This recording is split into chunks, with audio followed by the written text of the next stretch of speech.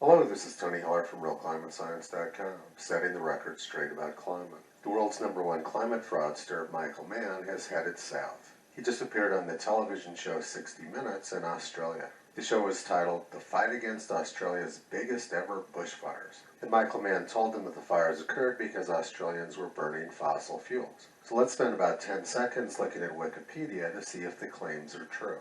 The fires this year burned at least 18.626 million hectares, which is 46.03 million acres. But in 1974, more than 6 times as many acres burned in Australia. The area burned, 117 million hectares or 290 million acres, is equivalent to the combined total area of France, Spain, and Portugal. The fires of 1974 were much larger than the fires this year, and this has been well established by the Australian press. So the claim that this year's fires were the biggest ever was completely fraudulent. They weren't even close to the size of the fires of 1974. Now let's look at what else went on during the low carbon dioxide year of 1974. Brisbane had more than 32 inches of rain during January 1974 and had their worst floods on record. January 28, 1974, Brisbane, Australia. Aircraft pilots reported on Sunday that the Gulf of Carpentaria and 5 major river systems swollen by record rains have merged into an inland sea 200 miles wide. And on Christmas Day 1974, Darwin was destroyed by Cyclone Tracy. 90% of the buildings in Darwin were destroyed, and the city had to be abandoned for more than a year.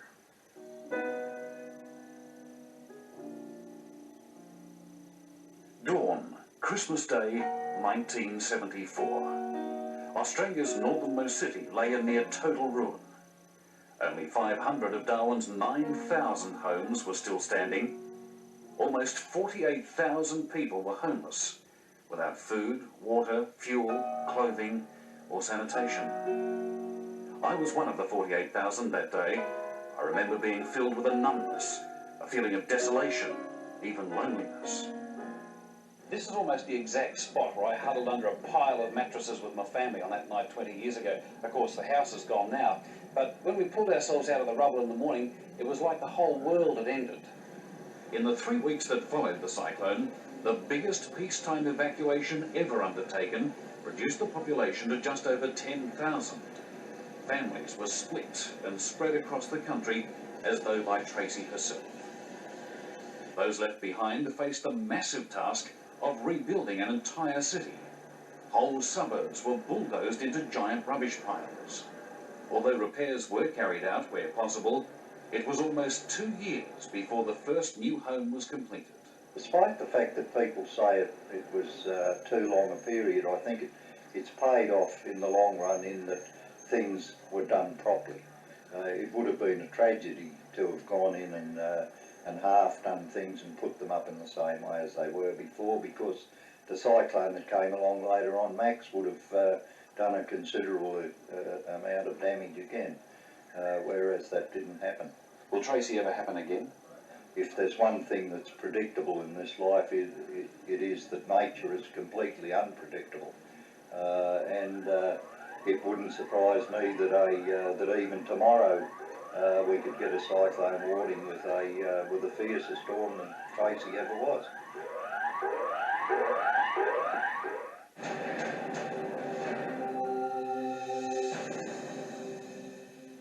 This is what the climate looks like at the low CO2 levels of 1974.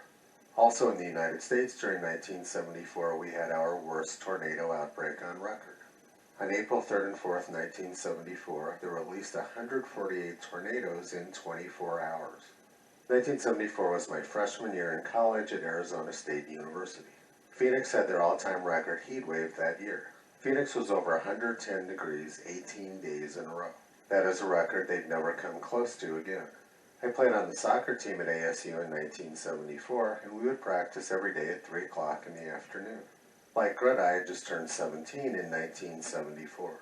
But unlike Greta, I was having a great time, and I didn't go around blaming other people for stealing my childhood. 1974 was Australia's worst fire season on record, and scientists were warning the world about a new ice age. They said, telltale signs are everywhere, from the unexpected persistence and thickness of pack ice in the waters around Iceland to the southward migration of a warmth-loving creature like the armadillo from the Midwest. The Guardian reported on January 29, 1974, space satellites show new ice age coming fast. Des Moines Sunday Register, July 21, 1974, world is getting cooler. Global cooling may be a cause of the devastating African drought now in its sixth year. There was a lot of bad weather in 1974, and scientists blamed it on the polar vortex and global cooling.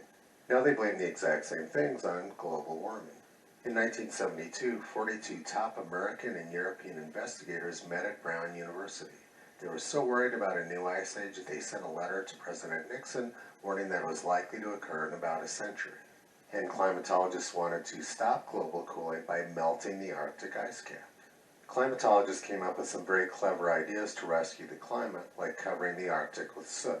Stephen Schneider from NASA reported that scientists were very disappointed that President Nixon wouldn't let them implement any of their harebrained schemes. Now let's look at Michael Mann's claim that Australia can save the climate by shutting down their energy supply. China's emissions are 25 times higher than Australia's are, and China's building hundreds of new coal-fired power plants. Even if Australia dropped off the face of the earth, it wouldn't even offset the emissions coming from new coal-fired power plants in China. Michael Mann is traveling the world spreading misinformation about fires, climate, and the effect of CO2 emissions. The entire basis of the 60 Minutes show was fraudulent. The bushfires of 1974 were much larger than the fires of this year, and the weather of 1974 was horrific all around the world. Michael Mann is one of the most dishonest scientists who's ever lived. He's so bad that his fellow scientists describe him as a disgrace to the profession. Dishonest, bad science, and brazen fraud. So the big question is, why did 60 Minutes allow this brazen fraudster on their show? Had 60 Minutes spent 10 seconds on Wikipedia like I did, they would have known that this year's bushfires were nowhere near the largest. One could easily come to the conclusion that 60 Minutes wants the Australian public misinformed about climate. Historical evidence shows us that there's no reason to believe that lower CO2 levels would reduce the amount of extreme weather in Australia. Australians need energy, and they need policy which is based on accurate information. And they are not getting accurate information from the Australian press. Policy based on junk science has the potential to be extremely harmful to the people of Australia. So please pass this video on to as many people as possible. The public needs accurate information. Visit Toto on the web at realclimatescience.com. He's been pulling back the curtain on junk science and propaganda for a long time. Hello, this is Tony Heller from realclimatescience.com.